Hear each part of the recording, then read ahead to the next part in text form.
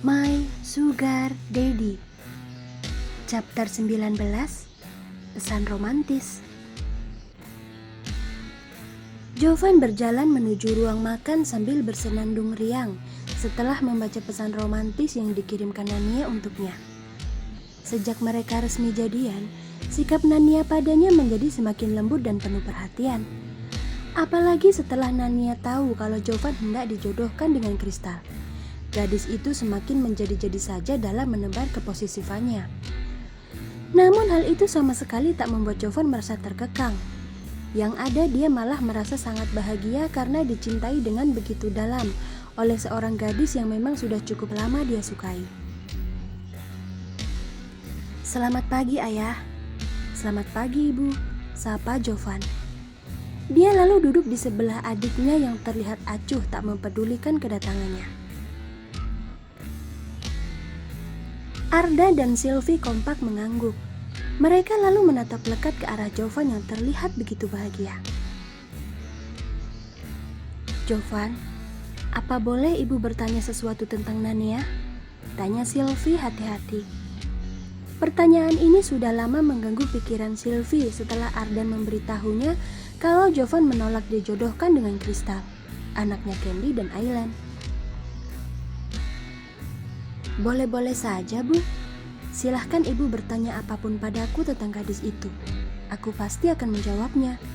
Jawab Jovan tanpa merasa keberatan sama sekali. Sylvie menghela nafas.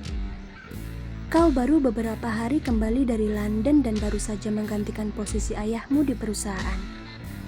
Apakah tidak terlalu cepat untuk kau menjalin hubungan dengan Nania? Ibu bukan bermaksud apa-apa, Jo. Ibu hanya khawatir saja kalau Nania itu bukan menyukaimu, tapi dia hanya tertarik pada apa yang kau miliki sekarang.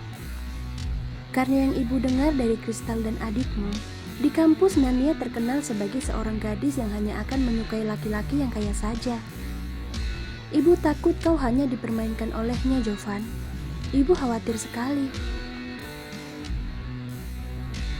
Sebelum menjawab pertanyaan sang ibu, Jovan terlebih dahulu melihat ke arah adiknya. Rea, tidak disangka ternyata adiknya ini juga tertarik untuk mencari tahu tentang Nania.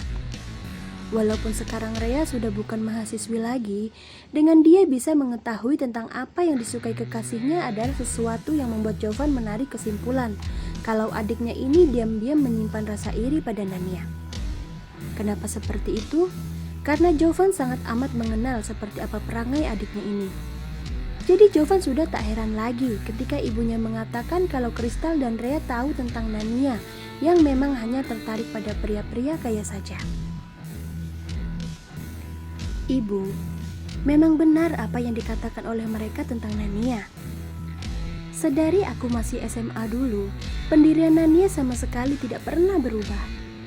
Dia berkata padaku dan juga pada keluarganya kalau dia hanya akan menjalin hubungan dengan pria yang tampan dan kaya raya. Jawab Jovan dengan santai. Bu, coba sekarang kita pikirkan dari sudut pandang Nania mengapa di usianya yang masih begitu muda, dia sudah terpikir untuk mempunyai pasangan yang sudah mapan. Begini, sekarang zaman sudah semakin canggih dan modern, di mana segala sesuatunya selalu diukur dengan uang. Menurutku sangat wajar kalau Nania berkeinginan untuk memiliki pasangan yang berlebih dalam hal materi. Biaya perawatan kecantikan yang sangat mahal, biaya hidup sehari-hari, belum lagi dengan biaya-biaya lain yang pastinya bisa lebih besar dari yang aku sebutkan barusan. Jadi wajar-wajar saja kalau kekasihku menginginkan pria-pria dalam kriteria tertentu. Dan jika ibu merasa khawatir Nania hanya mempermainkan aku, maka ibu salah besar.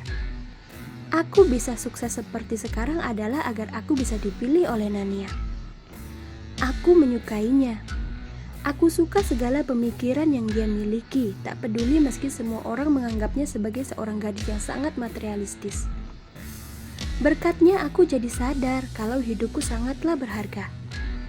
Ayah dan ibu belum lupa kan kalau dulu kalian pernah mengabaikan keberadaanku dan juga Rea karena sibuk mengejar kekayaan? Kalian masih belum lupa juga kan siapa orang yang telah membuat hubungan kita membaik sampai sekarang? Kau jangan terlalu memuja-muja gadis itu, Kak. Nania hanya kebetulan saja menjadi orang yang telah membantu memperbaiki hubungan antara anak dengan orang tua di keluarga kita. Biasa sajalah, tidak perlu sampai menyanjungnya sampai setinggi langit. Menggelikan. Seletuk Rea mulai jengah mendengar bagaimana sang kakak sangat amat memuji gadis genit itu. Apa kau bilang? Hanya kebetulan? Ardan sedikit takut melihat cara Jovan tertawa. Segera dia menengahi agar Jovan dan Rea tidak bertengkar. Rea, Jovan, hentikan.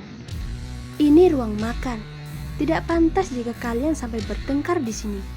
Lerai Ardan seraya menatap bergantian ke arah putra dan putrinya. Dia bingung kenapa kedua anaknya ini tak pernah bisa akur seperti anak-anak yang lain. Heran. Sebenarnya aku juga sangat malas jika harus bertengkar dengan gadis yang bahkan tidak memiliki rasa simpati pada anggota keluarganya sendiri, Ayah. Akan tetapi aku tidak mungkin diam saja ketika gadis ini memandang remeh kekasihku. Bahkan jika aku bisa memilih, aku lebih baik tidak memiliki saudara sepertinya daripada harus membiarkannya bicara sembarangan tentang Nania, sahut Jovan cetus. Jovan, bicara apa kau? Rea itu adik kandungmu. Tahu, Hardik Ardan kaget mendengar perkataan Jovan. Memang benar dia adik kandungku, Ayah. Tapi sayang, di mataku itu hanya sebuah status saja. Ada dan tidak adanya dia di hidupku, semua sama saja. Jadi tolong Ayah nasihati anak kandung Ayah ini agar jangan mencampuri urusanku dengan Nania. Karena jika sampai ketahuan olehku, maka aku tidak akan segan untuk memberinya pelajaran. Aku pergi. Setelah berkata seperti itu, Jovan langsung beranjak pergi dari ruang makan, meninggalkan semua keluarganya di sana. Hatinya terlalu kesal untuk terus berada dalam satu ruangan yang sama dengan adiknya itu.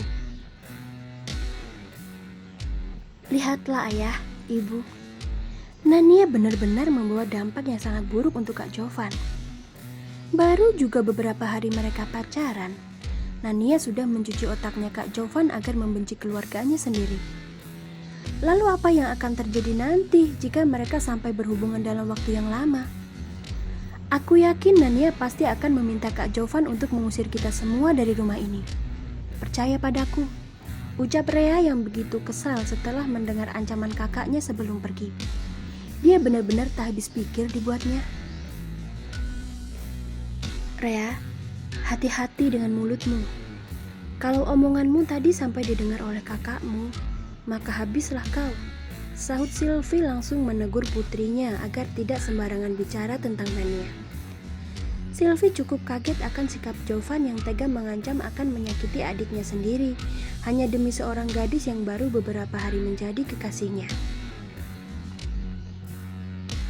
Biar saja, Bu. Toh yang aku katakan adalah benar kalau Nania itu membawa dampak yang kurang baik untuk hidup Kak Jovan. Di mana salahnya? Tanya Rea enggan kalah. Sudah. Lebih baik sekarang kita segera selesaikan sarapan ini. Dan kau Rea, Ayah minta tolong bijaklah sedikit ketika sedang berbicara dengan kakakmu. Siapapun Nania, kita tidak boleh sampai menghinanya secara terang-terangan di hadapan kakakmu, karena sekarang Nania adalah kekasihnya. Ayah tidak mau hal ini menjadi pemicu hilangnya kepercayaan kakakmu pada kita semua. Paham? Lerai Ardan menengahi perdebatan antara anak dengan istrinya. Dan untukmu Sylvie, jangan terlalu melibatkan Kristal dalam hal ini.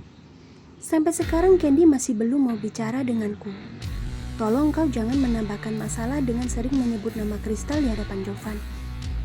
Aku khawatir Jovan merasa tak terima lalu mendatangi Kristal kemudian memakinya. Dan jika hal ini sampai terjadi, maka hubunganku dengan Candy akan semakin memburuk. Apa kau paham? Iya Ar, aku paham, sahut Sylvie sembari menghela nafas. Dia juga cukup tahu akan perangai putranya yang memang sangat keras kepala jika sudah mengambil keputusan. Rea acuh saja setelah ditegur oleh sang ayah.